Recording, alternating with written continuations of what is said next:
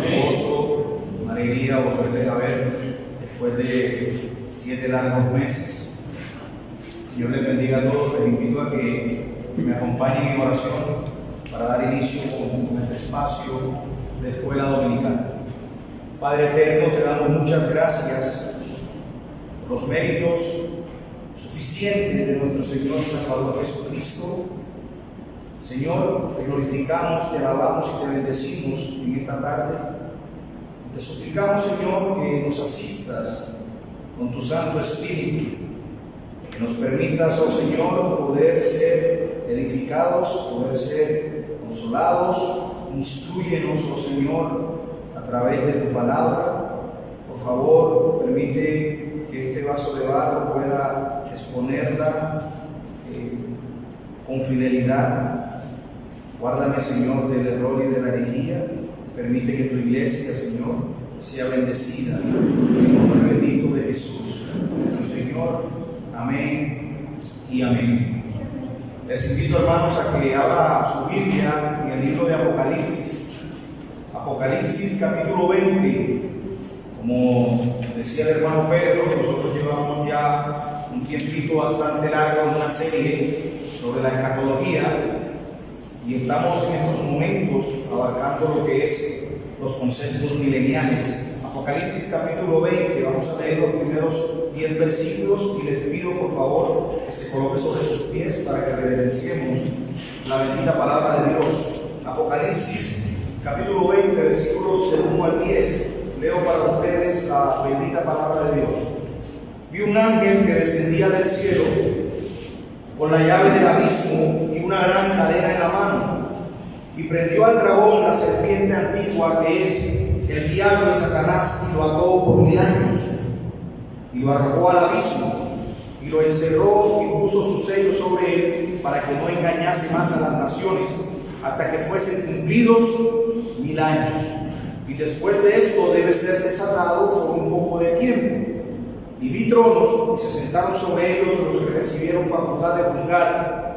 Y vi las almas de los decapitados por causa del testimonio de Jesús y por la palabra de Dios, los que no habían adorado a la bestia ni a su imagen, y no recibieron la marca en sus frentes ni en sus manos.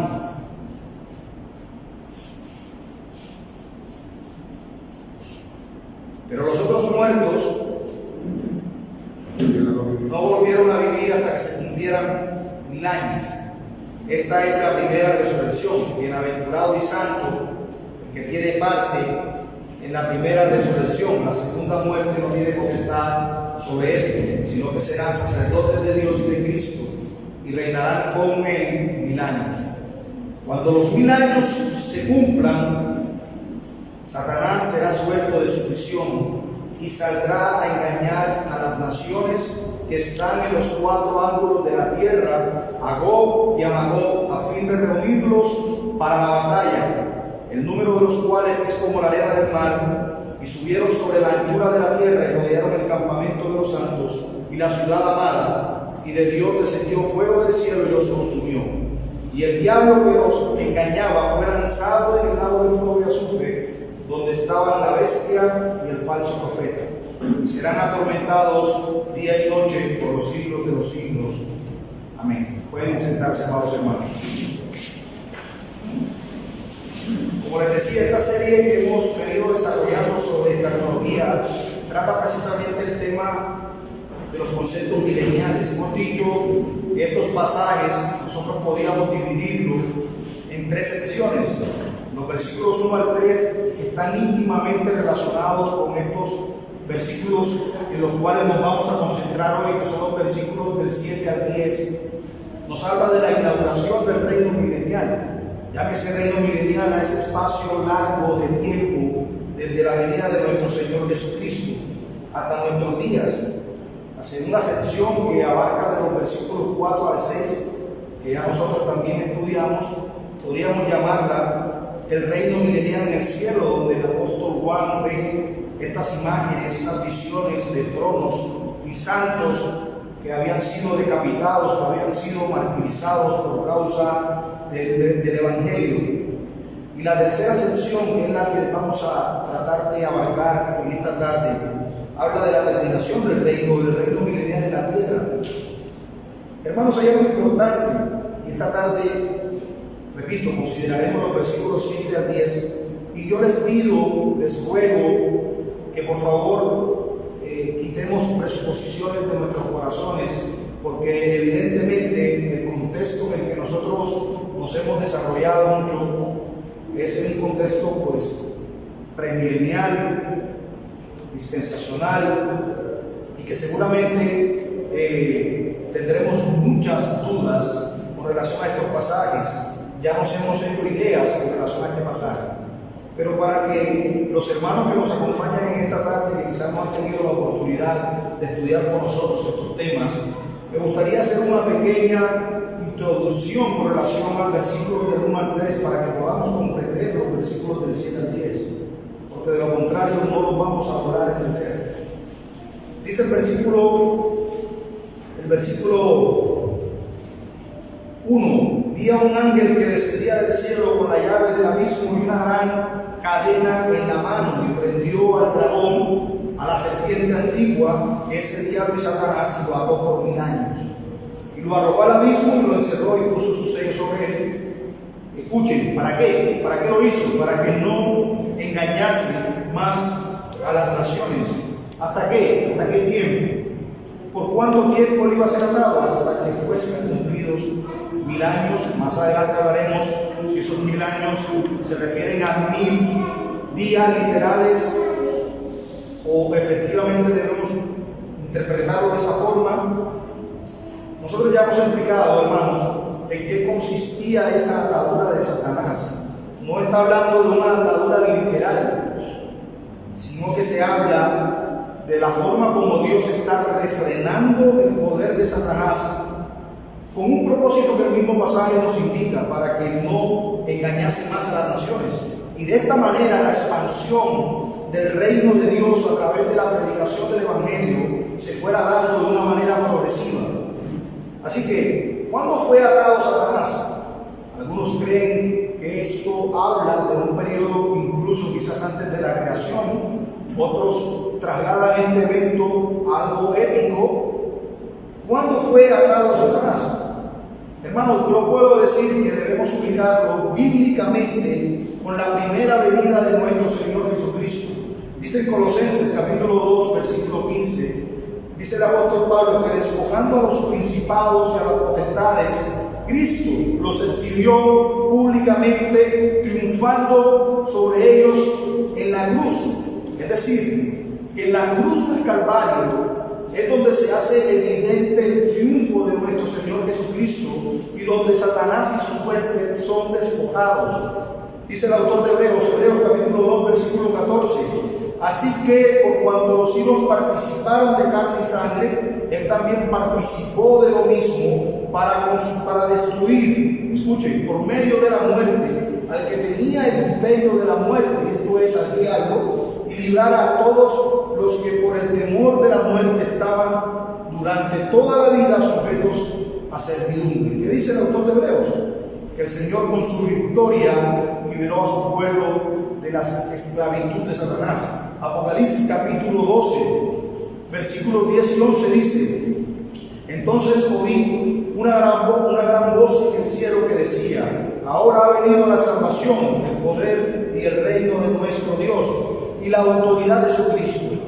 ¿Por qué? Porque ha sido lanzado fuera el acusador de nuestros hermanos, el que acusaba delante de nuestro Dios de día y de noche. Y ellos le han vencido por medio de la sangre del Cordero y la palabra del testimonio de ellos, y menospreciaron sus vidas hasta la muerte.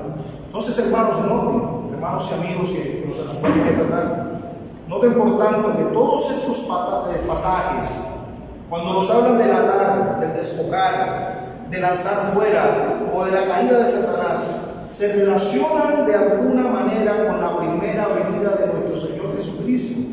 Se relaciona de alguna forma con el ministerio terrenal de nuestro Señor Jesucristo. Y cuando decimos la primera venida de Cristo, obviamente aludimos a todos aquellos eventos relacionados con esa primera venida de Cristo. Es decir, desde la encarnación hasta la coronación de nuestro Señor Jesucristo. Por tanto, hermanos, debemos decir que la atar a Satanás, según todos estos pasajes, empieza con aquella primera venida de Cristo, al principio de la era evangélica, con la victoria de Cristo en la cruz. Satanás fue atado. Eso es lo que dicen estos pasajes. Pero, ¿por cuánto tiempo fue atado Satanás? Y seguramente alguno de ustedes se preguntará: yo tengo problemas con eso de que Satanás fue atado. Porque, como decíamos anteriormente, nosotros no vemos que cese la maldad. Al contrario, todos los días vemos que la maldad crece y va en aumento. ¿En qué sentido entonces fue atado Satanás? Repito nuevamente, el pasaje dice: para que no engañase más a las naciones. ¿Y cómo engañaba Satanás a las naciones? Recuerden que en el Antiguo Testamento el Señor le plació revelar su palabra, revelar sus testimonios a un pueblo específico. Pero el resto de naciones paganas no tenían acceso a esa revelación. Y todas esas naciones paganas estaban bajo el engaño de Satanás, adorando a las criaturas antes que al Creador. Así que en ese sentido Satanás tenía engañadas a las naciones. Solamente la nación de Israel en ese sentido tenía acceso a la revelación de Dios. Ahora la pregunta: ¿cómo debemos interpretar esos 1000 años que dice Apocalipsis 20, de los cuales Satanás es atado? ¿Debemos interpretar esos 1000 años literalmente? ¿Deben ser literales? ¿O podemos interpretarlo de una manera simbólica? Yo les pregunto, en un pasaje que está lleno de simbolismo, desde que comienza hasta que termina, simbolismos donde de alguna forma el apóstol Juan quiere dar a transmitir un mensaje por medio de símbolos. Si yo tomo ese pasaje lleno de símbolos y le doy una interpretación literal, hermanos, ¿será que es congruente? O si por el contrario tomo el pasaje lleno de símbolos y simplemente quiero darle una interpretación literal a algunos pasajes que me conviene darles, ¿estaría siendo congruente? Y ese ha sido el error que muchos hermanos dispensacionalistas han tenido durante la época, durante todos estos años. Han interpretado algunos versículos de manera literal, pero a otros le han dado una interpretación simbólica. Y recuerden que el dispensacionalismo se caracteriza por querer atribuirse una interpretación literal, ultra literal, para ser más preciso. Pero nosotros vemos por la Escritura, hermanos, que la interpretación de ese pasaje no puede ser literal. Debe entenderse como un periodo largo de tiempo, esos 1000 años, que comenzó cuando, repito, con el ministerio y muerte de nuestro Señor Jesucristo y va hasta su segunda venida. Ese es el periodo largo de tiempo que el apóstol Juan llama 1000 años. Ahora, ¿para qué fue atado Satanás? Para que engañase más. Correcto, para que no engañase más a las naciones. En otras palabras, mis hermanos, Satanás hoy no puede engañar a las naciones en el sentido de que Dios lo está restringiendo, está impidiendo que ponga en la mente de todos aquellos poderosos gobernantes de la tierra la idea de poder unirse para destruir a la iglesia, de poder unirse para destruir el cristianismo. De hecho, hermanos, la iglesia, con toda su actividad misionera hoy y con la extensión de la predicación del Evangelio, está logrando cumplir la gran comisión. Pero, hermanos, ese tiempo no será eterno. Llegará un momento donde vendrá la persecución por hacer eso. Y eso es precisamente lo que hablan los pasajes del 7 al 10.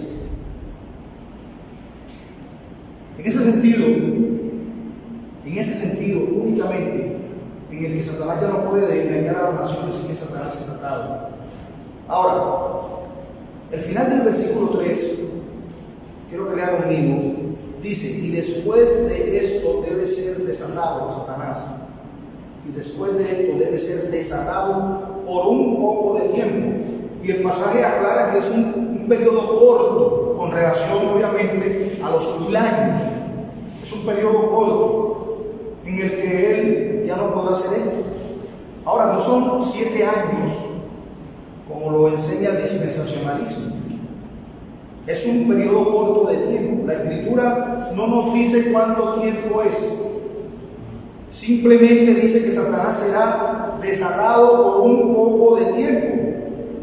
Y en los versículos 7 al 10, que nos vamos a concentrar, se nos dice cuál será el resultado de la liberación de Satanás. Lea conmigo nuevamente, versículo 7.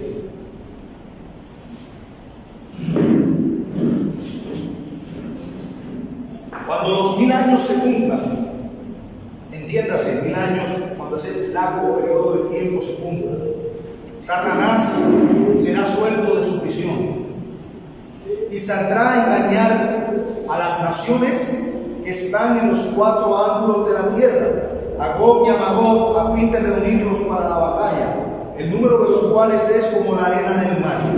Yo pregunto, ¿y cuál será el resultado de que Satanás sea desatado? Hermanos, Satanás atraerá a todas las naciones, como lo dice el pasaje, las engañará a todos pensando que pueden tener una victoria total, una victoria contundente sobre Cristo y sobre su iglesia, lo cual sabemos que es un engaño. Pero ese será su discurso. Ese será su discurso. Él reunirá a todas las naciones y rodeará el campamento de los santos, como lo dice la palabra. Entonces, lo que hemos conocido o lo que hemos escuchado acerca de las persecuciones en los tiempos de Nerón o en aquellos tiempos de los emperadores romanos, hermanos, no van a tener ningún punto de comparación con relación a esta persecución de la cual la iglesia no escapará. Hermanos, la iglesia experimentará esta persecución. Aquí estamos hablando de una persecución mundial contra los cristianos. Y es aquí donde el anticristo se pronunciará. El hombre de pecado del cual habla el apóstol Pablo en 2 Tesalonicenses capítulo 2. Y este hombre, hermanos, va a reunir a todas las naciones para perseguir severamente a la iglesia. No va a ser una persecución leve. Va a ser una persecución feroz. ¿Por cuánto tiempo? Por un corto tiempo, dice la Escritura.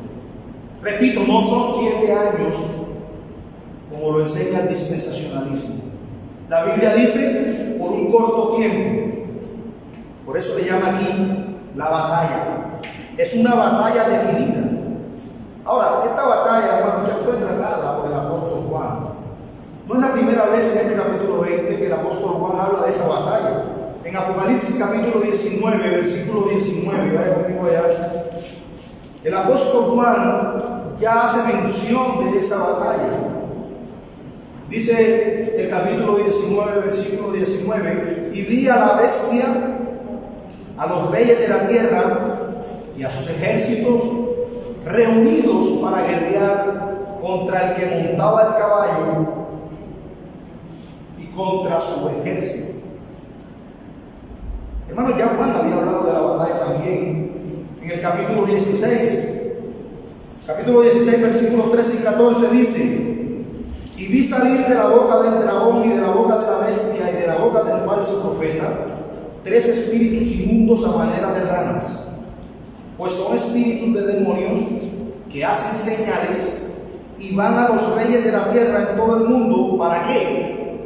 ¿Qué dice? Para reunirlos a la batalla de aquel gran día del Dios Todopoderoso. Ahora, hermanos, recuerden que el primer ataque es contra la iglesia. Es contra la iglesia. De hecho, nosotros vemos en Hechos capítulo 9 cuando el Señor se le aparece a Saulo en el camino, ¿qué le pregunta el Señor a Saulo? Saulo, Saulo, ¿por qué me persigues? Saulo estaba persiguiendo a Cristo. No, estaba persiguiendo a la iglesia, a los miembros de la iglesia. Pero cuando van a atacar a Cristo, ¿a quiénes van a atacar primero? Es a los suyos, a su iglesia. Pero aquí también vemos cómo Cristo entra a defendernos. A defendernos. Y noten que dice ese capítulo 16: los que organizan esta guerra son espíritus de demonios, que hacen señales y que van a los reyes de la tierra, de todo el mundo, para reunirlos para la batalla de aquel gran día del Dios Todopoderoso. Fíjense, es una batalla, mis hermanos, de alcance mundial. Satanás está atado porque él no puede hacer esto aún, sino hasta el final. Si Satanás pudiera hacer esto ahora, mis hermanos, si él tuviera la libertad de hacer eso ahora, tengan la plena seguridad que ya lo hubiese hecho. ¿O cómo podríamos nosotros explicar honestamente cómo la iglesia, a pesar que no ha contado con ningún poderoso ejército, con garantías poderosas, hablando de hombres o ejércitos que la defiendan? Sin embargo, hermanos, ninguno de los hombres poderosos que la han perseguido han podido con ella. ¿Usted cómo podría explicar eso? La respuesta es muy sencilla, mis hermanos y amigos aquí presentes: porque Dios no se lo va a permitir a Satanás, porque él está atado. Su influencia en estos momentos está restringida. Y fíjense que esa batalla se sitúa en todos los pasajes que hemos leído con la segunda venida de Cristo. Todos los pasajes apuntan a ella. Por ejemplo, en el capítulo 16 dice, luego de hablar de la batalla, la batalla contra el gran Dios Todopoderoso, que dice: y he aquí yo vengo como ladrón, bienaventurado el que vela y guarda sus ropas para que no ande desnudo y vean su vergüenza. Y los reunió en el lugar que en hebreo se llama Armagedón. ¿Qué está diciendo aquí? Que esta batalla será inmediatamente antes de ¿qué? De la segunda venida de nuestro Señor Jesucristo. ¿Podemos ubicarla bíblicamente? Sí. ¿Cuándo? Inmediatamente antes de la segunda venida de Cristo. Apocalipsis 28, que dice: y saldrá a engañar a las naciones que están en los cuatro ángulos de la tierra, a Gog y a Magog, a fin de reunirlos para la batalla, el número de los cuales es como la arena del mar. Y dice al final: y Dios descendió fuego del cielo y los consumió. Noten cómo viene Cristo de una manera inminente y los destruye. Yo voy a citar a William Hendrickson en su Biblia, en su libro sobre el Apocalipsis. Él dice lo siguiente: cuando los 1000 años se cumplan, Satanás será suelto de su prisión. Por lo tanto, es muy evidente que el propio Satanás incitará de una manera muy directa la más terrible y final persecución, por medio de la cual las fuerzas anticristianas se van a oprimir a la iglesia.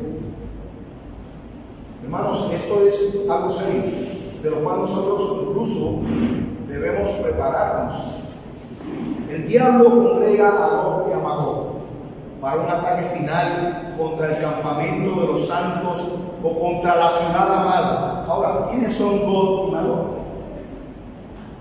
La expresión Gog y Magog es tomada, hermanos, del libro de Ezequiel, en el capítulo 4, donde la frase indica sin duda el poder que ejercía en ese momento el imperio seleucidas, especialmente tal como lo había revelado, hermanos, en los días del malvado Antíoco Epífanes. Él fue el enemigo de los judíos, el que profanó el templo. Y el centro del reino de este malvado emperador, era en el norte de Siria. Por consiguiente, Gog era el príncipe de Magog, es decir, Siria. Por lo tanto, hermanos, la opresión contra el pueblo de Dios por parte de Gog y Magog se refiere en Ezequiel a la persecución terrible bajo Antíoco Epífanes.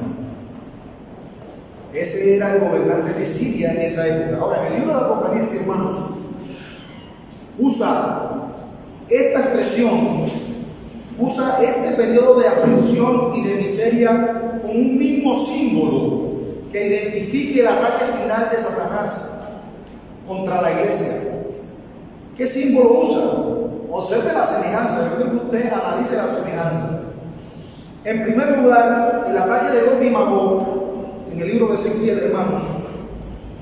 Siria bajo el ataque de Antíoco Epífanes, fue la última opresión que tuvo el pueblo de Dios en el Antiguo Testamento. Fue la última. Por tanto, es un símbolo apropiado también para hablar o para simbolizar el ataque final que Satanás va a tener con todas las fuerzas anticristianas contra la iglesia durante esta dispensación. Es un símbolo apropiado. Pero en segundo lugar, también debemos tener presente que esos ejércitos de Gog y Magog en Ezequiel eran bastante numerosos. Eran muy numerosos. Y se puede simbolizar fácilmente con la oposición mundial que encontramos en Apocalipsis 20, una oposición mundial contra la iglesia en los días precedentes a la segunda venida de Cristo. Pero en tercer lugar, recordemos, hermanos, que esa tribulación que hubo por parte de Antíoco Epífanes fue una persecución bien feroz, muy cruel, pero que duró muy poco tiempo, duró muy poco tiempo. Por tanto, nos puede indicar de una manera clara y adecuada esta breve y última persecución o tribulación que sucederá al final de esta presente dispensación, donde la iglesia, hermanos, evidenciará esa tribulación, la evidenciará. Ahora bien, como para terminar de que nos quede claro el símbolo, debemos recordar además, hermanos, que la derrota de los ejércitos de Siria, la derrota de los ejércitos de Antíoco Epífanes en ese entonces, Gog y Magog, fue muy inesperada y fue contundente. Y podemos ver que era claramente la obra de Dios contra aquellos ejércitos. Por esa razón también el asalto contra Israel por parte de Gog y Magog podría servir como un excelente símbolo del conflicto final que va a existir en el mundo impío contra la iglesia. Porque, ¿qué dice el pasaje? Que vino Dios, hizo fuego del cielo y lo destruyó de una manera contundente.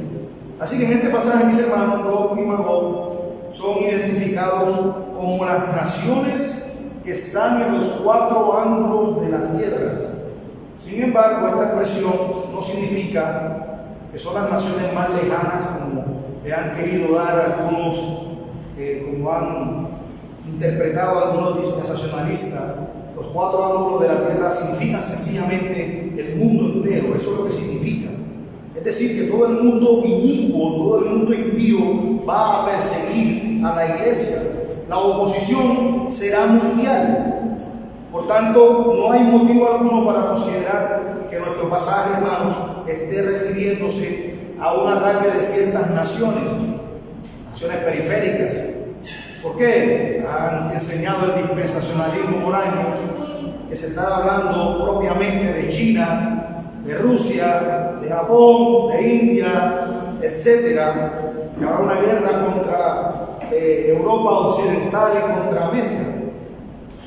Hermanos, frente a esto, nosotros lo único que podemos decir es que el Nuevo Testamento sencillamente no contiene ninguna predicción que se aplique específicamente y exclusivamente a ciertas naciones o a estados de nuestra presente era.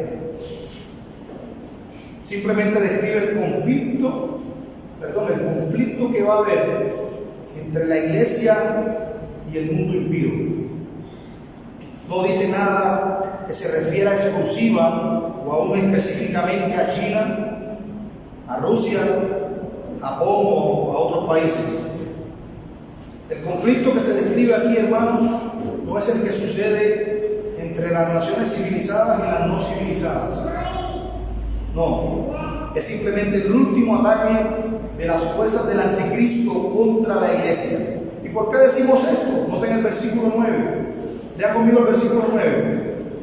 Dice: y subieron sobre la anchura de la tierra y rodearon el campamento de los santos y la ciudad amada, y de Dios descendió fuego del cielo y los consumió. Lo cual, hermanos, tiene un significado muy claro, que la era en que la iglesia, como organización misionera, como primer precursora de la expansión del evangelio y poderosa institución, hermanos, no va a ser para siempre la predicación del evangelio. No va a ser para siempre, sino hasta el momento precedente a la segunda venida de Cristo. Podemos observar claramente lo que está sucediendo hoy. De hecho, en ciertos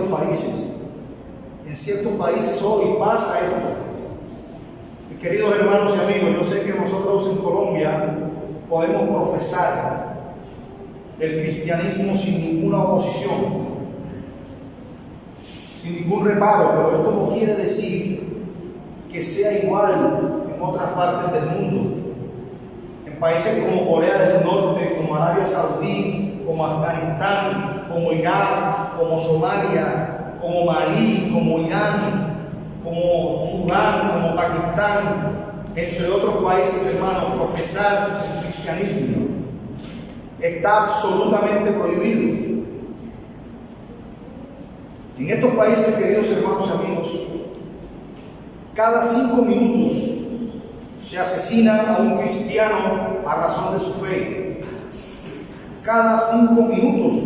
Y según las últimas estadísticas, 105.000 cristianos en el mundo son condenados al martirio.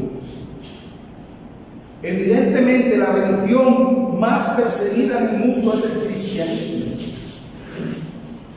Y aún no ha llegado la gran tribulación que menciona Apocalipsis, o no en plena forma. No en plena forma como debemos esperarla. Así que, hermanos, los enemigos hoy principales del cristianismo son el Islam y las naciones comunistas. Son los primeros enemigos que encontramos hoy del cristianismo. Son los mayores enemigos de la fe cristiana. Tan fieros que en algunos de estos países la presencia incluso de cristianos es casi nula. Casi no existen cristianos en ciertos países islámicos o comunistas. Son perseguidos. Y todo esto, hermano, tiene que ver con lo que vemos aquí en Apocalipsis capítulo 20. Es la misma batalla que se describió en el capítulo 16, versículo 12, en el capítulo 19, versículo 19. Es la misma batalla, es un paralelismo progresivo entre estos pasajes. En otras palabras, tenemos en Apocalipsis 20, en Apocalipsis 16 y en Apocalipsis 19 la misma batalla. No está hablando de 3 batallas distintas. Es la misma batalla. Así que, hermanos, en todos estos 3 casos que se refiere a la misma batalla, la batalla del Armagedón, que es el ataque final de las fuerzas anticristianas contra la iglesia, el nuevo dato, hermanos, que revela Apocalipsis con relación a los otros pasajes que ya leemos, es que cuál va a ser el resultado de Satanás. Porque en el capítulo 16 y en el capítulo 19 no nos dicen cuál va a ser el resultado de Satanás. Pero el capítulo 20 sí nos da ese resultado. De hecho, Satanás, como consecuencia de esa batalla contra quién? Dice el pasaje, contra la ciudad amada, llamada también el campamento de los santos. Hermanos, si esto no es más, repito, que el simbolismo para referirse a la iglesia de Dios. Pero dice que descendió fuego del cielo y lo consumió. Ahora, el carácter repentino, hermanos, de este juicio sobre Gog y Magog que vemos aquí, Es repentino e inesperado, decía Charles Spurgeon, como un relámpago que inmediatamente destruye cayendo del cielo. Y así es como Cristo aparece de repente, o aparecerá de repente y derrotará a sus enemigos. Hermanos, esta será su única segunda venida para juicio. No van a haber 3 venidas, ni 2 venidas. Será su única segunda venida para juicio. Satanás había engañado al mundo inicuo, había engañado a los malos, de modo que hizo posible esta guerra y les vendió el discurso de poder tener una victoria contra la iglesia y de poder vencer a Dios. Por tanto, hermanos, el diablo, el engañador, será lanzado al lago de fuego y azufre. Esto indica que el infierno, hermanos, es un lugar de sufrimiento tanto para el cuerpo como para el alma. Después del juicio, hermanos,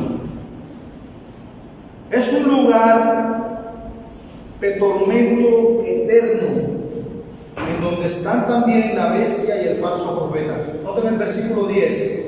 Y el diablo que los engañaba fue lanzado en el lago de fuego y azufre, donde estaba la bestia y el falso profeta, y serán atormentados día y noche por los siglos de los siglos.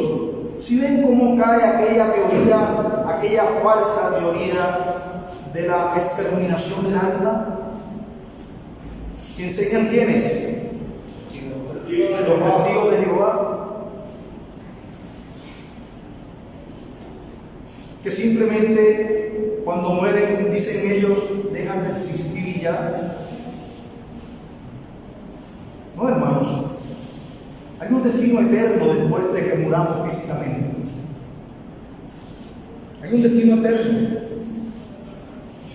Y dice la Escritura que el infierno es un lugar de tormento eterno, donde los que van a ese lugar, todos aquellos que pisotearon y despreciaron el nombre de nuestro Señor Jesucristo, serán atormentados de día y de noche, no por una semana, no por un mes, no por 100 años, no por 1000 años, por los siglos de los siglos.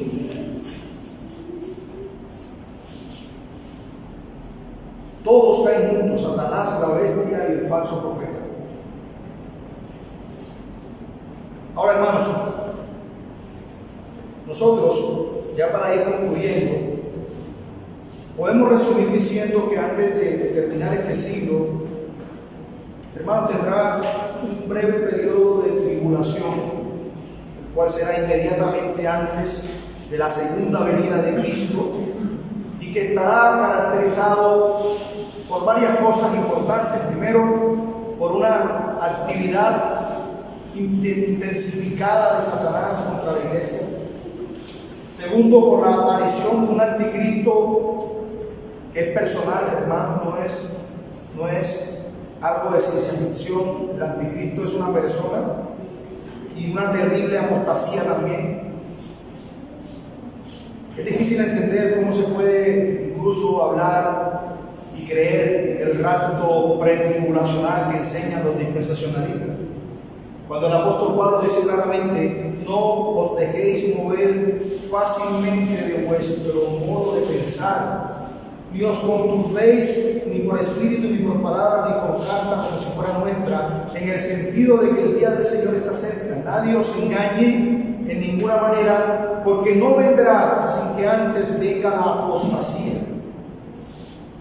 y se manifieste el hombre de pecado, el hijo de perdición, el anticristo. ¿Está claro? Primero el anticristo y después la segunda venida de Cristo.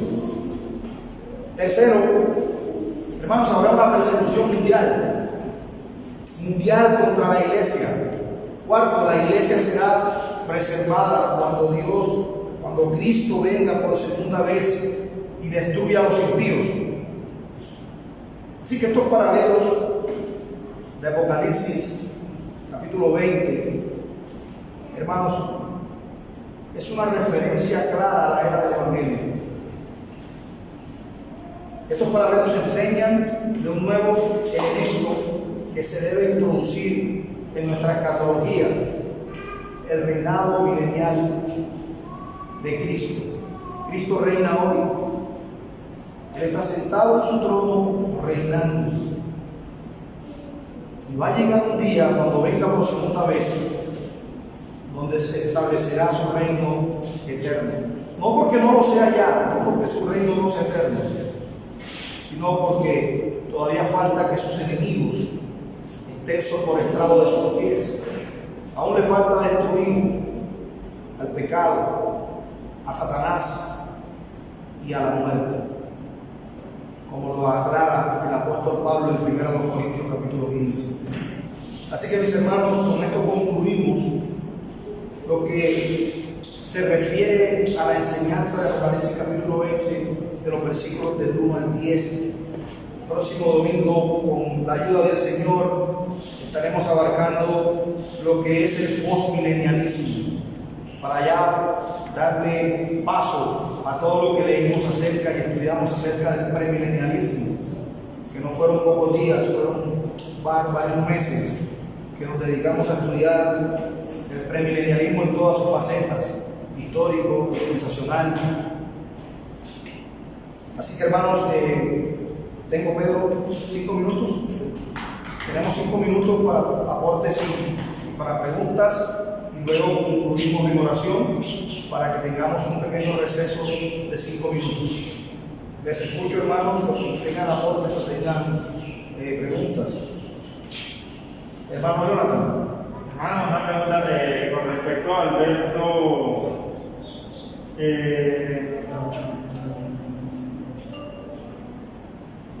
El verso 9, y subieron sobre la altura de la tierra, rodearon el campamento de los santos y la ciudad amada. ¿Por qué reina de Israel dice ciudad santa? No. Allí podemos interpretar eso como la iglesia o Jerusalén o los judíos.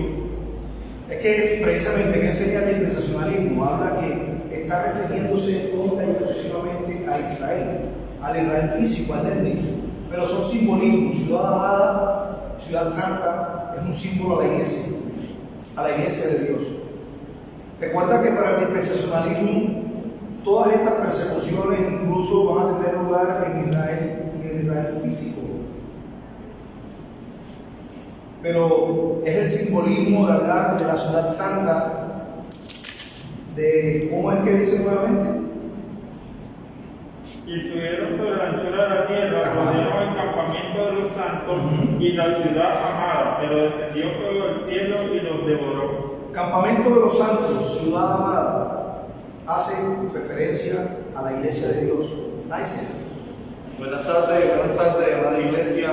Bien es cierto, pastor, la interpretación adecuada, que es la simbólica que nos da el pasaje, y de ello hacemos críticas al dispensacionalismo, pero hay también algunos movimientos reformados que nos indican con relación al personaje que usted habló, que es el anticristo.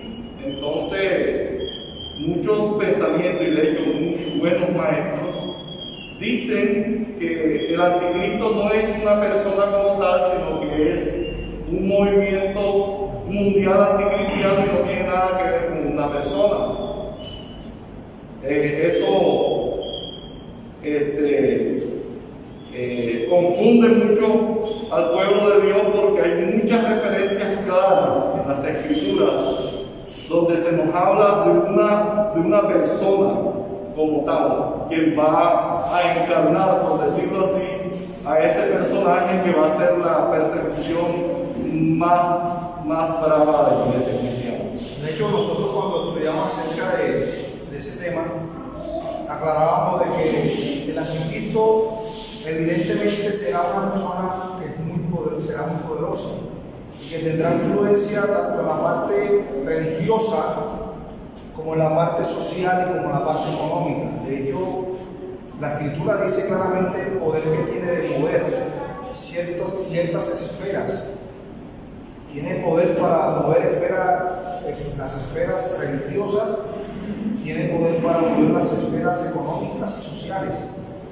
Entonces, evidentemente, sin el ánimo de hacer restituciones, ya se me acabó el tiempo, el anticristo, por lo que vemos en la escritura, es una persona, será una persona, pero que tendrá un poder influyente dentro de todas las esferas que conocemos. Entonces, sin lugar a dudas, pastor, la influencia mundial que tendrá este personaje, pero fíjese que Pablo le llama el inicuo, el hombre de pecado. Juan también lo llama con nombre propio. amén, así es. Y le dice el anticristo. Así es. Y Así es. entre otros pasajes también que lo vemos como Daniel también. Así es. Así es.